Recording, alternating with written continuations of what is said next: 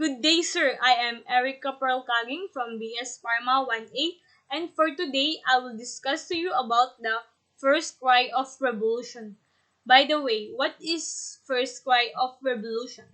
The first cry is all about a historical event where the Filipinos tore their cedulas, which for Andres Bonifacio. Bonifacio is the sign of the slavery of the Filipinos to the Spaniards. The first cry of revolution became a movement among Filipinos to resist the Spanish regime's tyrannical rule. The Filipinos whipped their cedulas and declared the start of war for freedom, which was the main objective.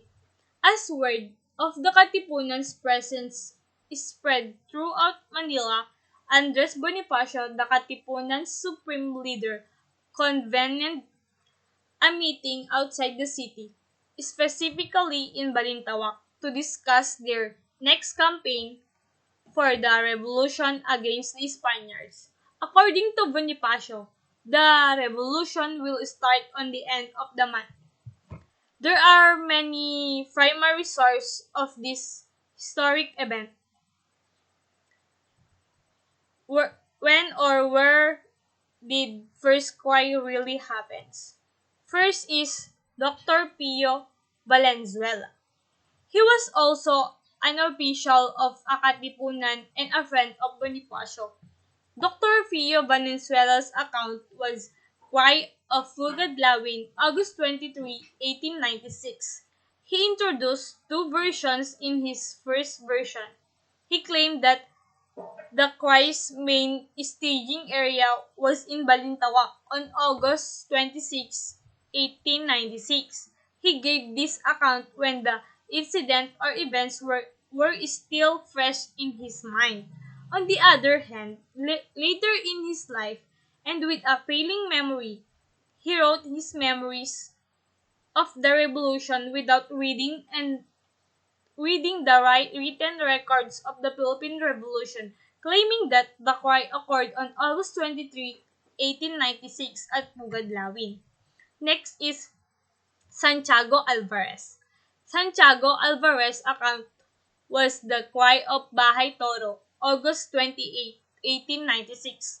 Santiago Alvarez, a well-known Katipunero from Cavite and the son of Mariano Alvarez, wrote this version of the cry. Santiago is not an eyewitness of this event. As a result, this version of him is not given the same value as the other versions, as compared the writers of the other accounts were present during the historic event. Next is Guillermo Magsaysay. Guillermo Magsaysay was a friend of fellow Katipunero of Bonifacio. Guillermo Magsaysay account was the Cry of Balintawak, August 26, 1896. He spoke about his experience in his democratic movement. Magsaysay claimed in an interview with the Sunday Tribune magazines that the first cry occurred on August 26, 1896 in Balintawak.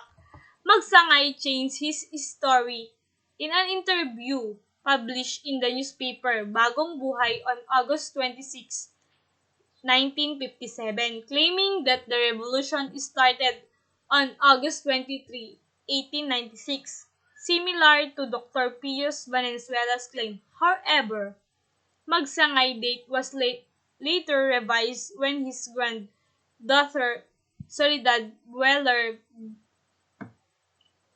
Borromeo cited sources including Magsangay documents to say that the original date was August 26.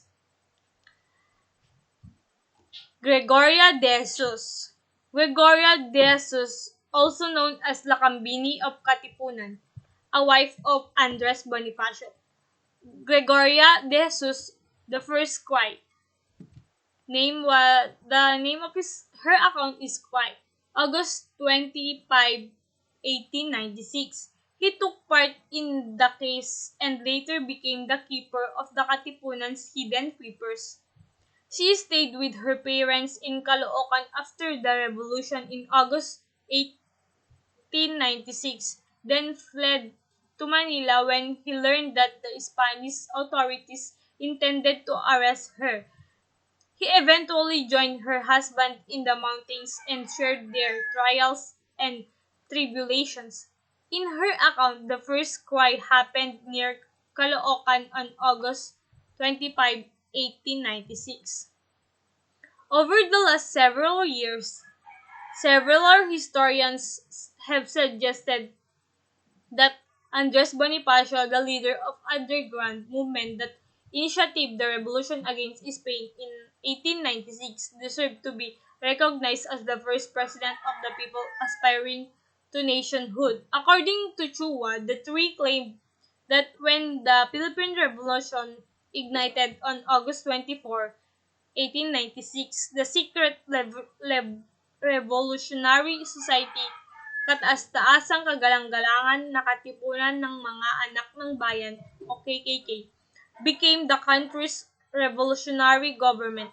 The historians conclude that since Bonifacio was leader of the Katipunan, Bonifacio was also the president of the new revolutionary government. That's all, sir. Thank you.